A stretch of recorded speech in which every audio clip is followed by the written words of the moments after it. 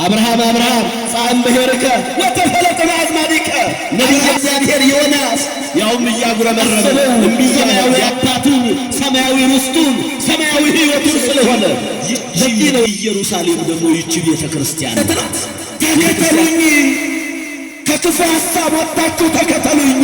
ዓይኖቻችን የሚያዩትን ጆሮዎቻችን የሚሰሙትን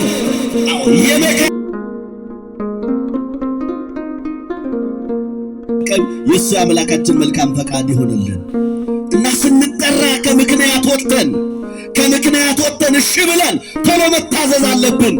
ፊልጶስ ግን አንድ ጊዜ ገና ሲጠራው ከምክንያት ወጥቶ ምክንያት ሳያደርግ ሐዋርያው ፊልጶስ በአንድ ትምህርት በአንድ ቃል በአንድ ቀን አምላካችን እግዚአብሔርን ተከተለ። ክብርና ምስጋና ለአምላካችን ይሁን። አመስግኑት።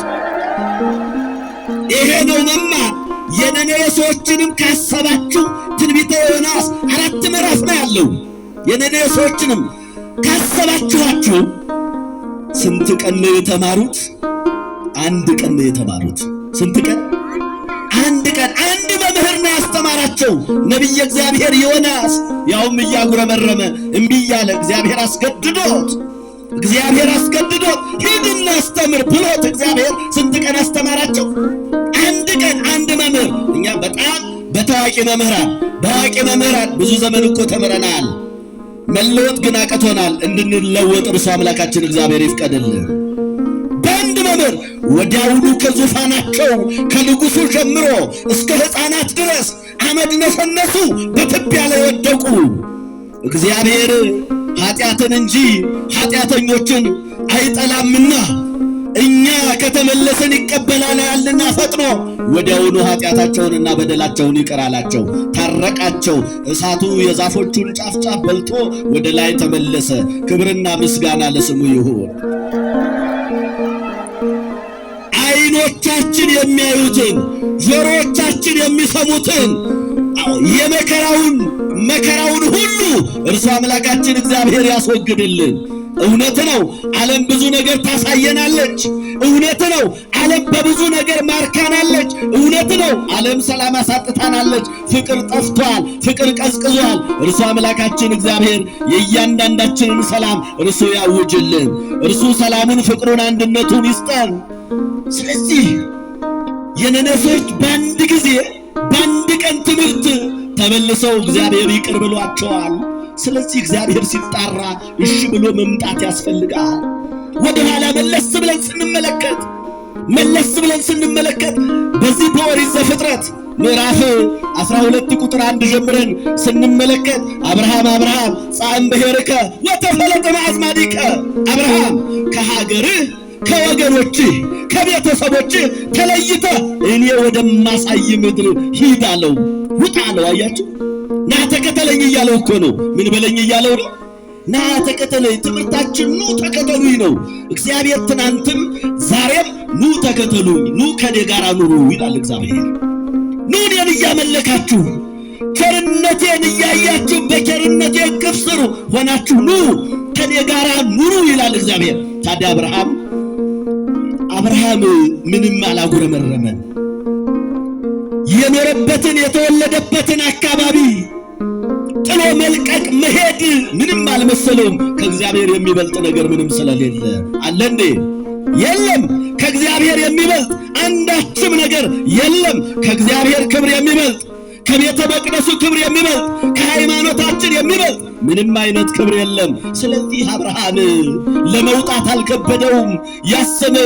ያሰበው ሰማያዊ አባቱን፣ ሰማያዊ ርስቱን፣ ሰማያዊ ሕይወቱን ስለሆነ ለዚህ ነው የተዋህዶ ልጆች ቅዱሳን፣ ጻድቃን፣ ሰማዕታት በሕይወታቸው የእግዚአብሔርን ክብርና የእግዚአብሔርን መንግሥት እያሰቡ ስለሚኖሩ ነው።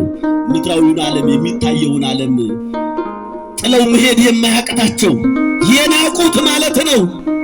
የናቁት እና አባታችን አብርሃም ጻም በሄርከ ወተፈለጠ ማዝማዲከ ከሀገርህ ከወገኖችህ ተለይተህ ውጣ፣ እኔ ማርና ወተት የምታፈልቀውን ኢየሩሳሌምን ወይንም ከነዓንን አወርስሃለሁ አለው እግዚአብሔር። አብርሃም እሺ ብሎ ወጣ። ከዚያ ከነዓንን ወርሷል። ከነዓን የተባለች ለጊዜው ኢየሩሳሌም ናት። ኢየሩሳሌም ግን ኢየሩሳሌም ማለት ሀገረ ሰላም ማለት ነው። ምን ማለት ነው? ሀገረ ሰላም ማለት ነው። ሰላም የታወጀባት የክርስቶስ ክቡር ሥጋው የተቆረሰባት ደሙ የፈሰሰባት ይህንን መስቀል በልቦናችን አምነን በአንደበታችን የምንመሰክርለትን እንዲሁም በእጃችን የምንይዘውን መስቀል በዚያ ላይ ያገኘነው። ስለዚህ ይቺ ኢየሩሳሌም ደግሞ ይቺ ቤተ ክርስቲያን ናት። ቤተ ክርስቲያን ኢየሩሳሌም ትባላለች። ኢየሩሳሌም ማለት ምን ማለት ነው ብያቸዋለሁ?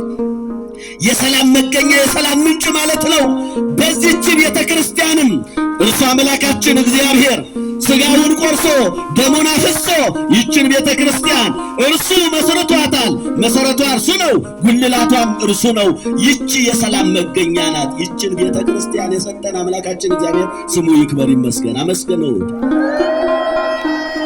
ብንታመም በጸበሏ የምትፈውሰን፣ መጽናናት ቢያቀተን በሐዘን ብንጣል የምታጽናናን ይቺ ቤተ ክርስቲያን ናት። ሕይወት የምትሰጠን፣ ሰላም የምትሰጠን፣ ከእግዚአብሔር ጋር የምታገናኘን፣ ጸሎታችን፣ መሥዋዕታችን፣ እንባችን ወደ እግዚአብሔር እንዲደርስ የምታደርገው ይቺ ቤተ ክርስቲያን ናት እና አባቶቻችን የተባሉትን ሰምተው እግዚአብሔርን መከተል ችለዋል። እንዲህ ነው ያለን አምላካችን እግዚአብሔር። የማቴዎስ ወንጌል ምዕራፍ 16 ቁጥር 24 ላይ ስንመለከት እኔን መከተል የሚወድ ቢኖር ይላል። እኔን በሉ እስቲ በደንብ ተናገሩ። እኔን መከተል የሚወድ ቢኖር ራሱን ይካድ፣ መስቀሉንም ተሸክሞ ይከተለኝ። አያችሁ እግዚአብሔር እንዴት አድርገን መከተል እንዳለብን እንደነገረ። እኔን መከተል የሚወድ ቢኖር ራሱን ይካድ አለ። ራሱን ይካድ ማለት በጥሬ ቃሉ መጽሐፍ ቅዱስ ይህንን የሚለው።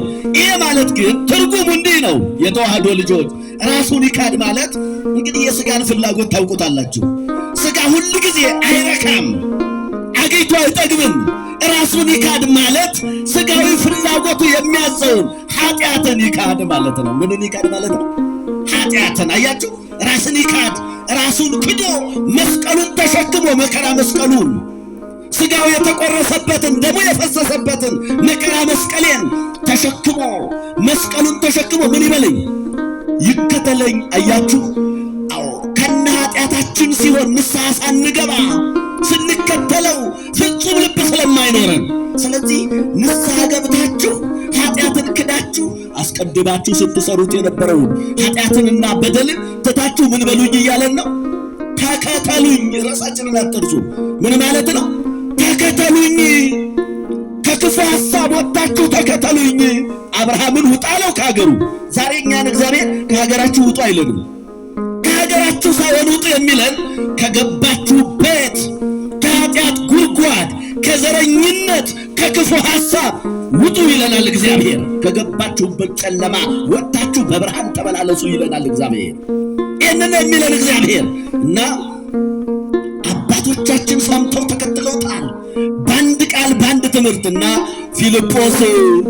ፊልጶስ አንድ ቃል ሲነግረው ሲያስተምረው እሺ ብሎ ፈጣሪውን የተከተለው።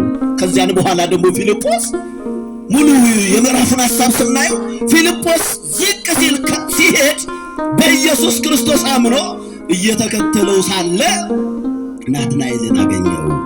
ናትናኤልም ሐዋርያ ነው። ያን ጊዜ ገና አልተመረጠም። ያን ጊዜ ገና እግዚአብሔርን አላወቀምና አንተ ናትናኤል የሙሴ በመጽሐፉ የጻፈለትን ነቢያት ትንቢት የተናገሩለትን የናዝሬቱ ኢየሱስ ክርስቶስን እኮ አግኝቼዋለሁ። ና እንከተለው። ምን እንበለው? ና እንከተለው፣ ከእርሱ ጋር እንኑር አለ። ከማን ጋር እንኑር አለ? ከእግዚአብሔር ጋር። እንዴት ደስ ይላል! ከእግዚአብሔር ጋር እንኑር። ና እንከተለው፣ ከእርሱ ጋር እንኑር አለው። እውነት ነው፣ ገልጾለታል። 5 እንጀራና 2 ዓሣ አበርክቶ ይመግባቸዋል። ለሥጋ ምግባቸው፣ የነፍስ ምግባቸውን ደግሞ ምስጋና ሰጥቷቸዋል፣ ይሰጣቸዋል። ና እንከተለው፣ ና ከእርሱ ጋር እንኑር አለው። ይህን ነው ማለት ያለብን። ከእግዚአብሔር ጋር እንኑር ነው ማለት ያለብን። ከቤተ ክርስቲያን ጋር እንኑር ነው ማለት ያለብን። ከተዋህዶ ሃይማኖታችን ጋር እንኑር ነው ማለት ያለብን እና ከእርሱ ጋር እንኑር። ነቢያት ትንቢት የተናገሩለትን ሙሴ በመጽሐፉ የጻፈለትን ነቢያት ይወርዳል ይወለዳል ብለው ትንቢት የተናገሩለትን ይልቁንም እንዲመጣ ሰው እንዲሆን ፈኑ እዴከ ማርያም ልጅህን ክንድህን ላክልን እያሉ ነቢያት የለመኑትን የጠየቁት ያ ተፈጽሟልና የናዝሬቱ ኢየሱስ ክርስቶስን አግኝቼዋለሁና ና እንከተለው አለው።